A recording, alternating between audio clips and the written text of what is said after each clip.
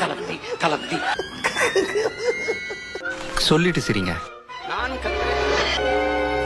என்னை கண்டுக்கிறது இல்லையா? அவாய்ட் பண்றாங்க. நானும் அதை பத்தி கவலைப்படுறேன்.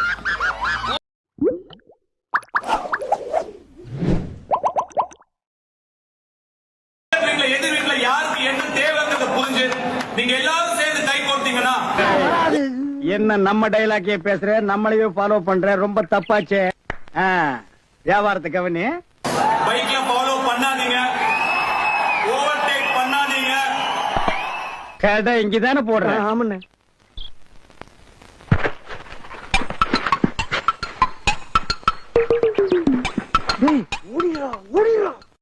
இதெல்லாம் கணேச கொடுக்குற மாதிரி கொடுத்து பீச கொடுக்குற வேலையடா. புரியலையே. யார் அவங்க தடுக்குது வளர்ச்சிய? அது யாருங்க? நான் 2 பேரு.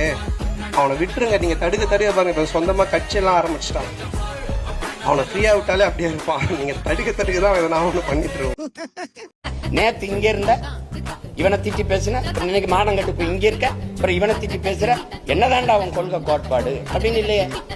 இந்த மாறி மாறி போறவங்களுக்கு ஒரே கோட்பாடு தானே. சீட்டு அதிகமா இருக்கணும், நோட்டு அதிகமா இருக்கணும், அங்க போவோம்ங்கிறது ஒரு கொள்கை.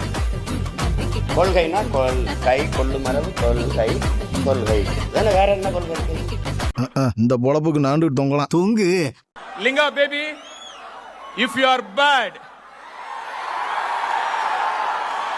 I am your dad.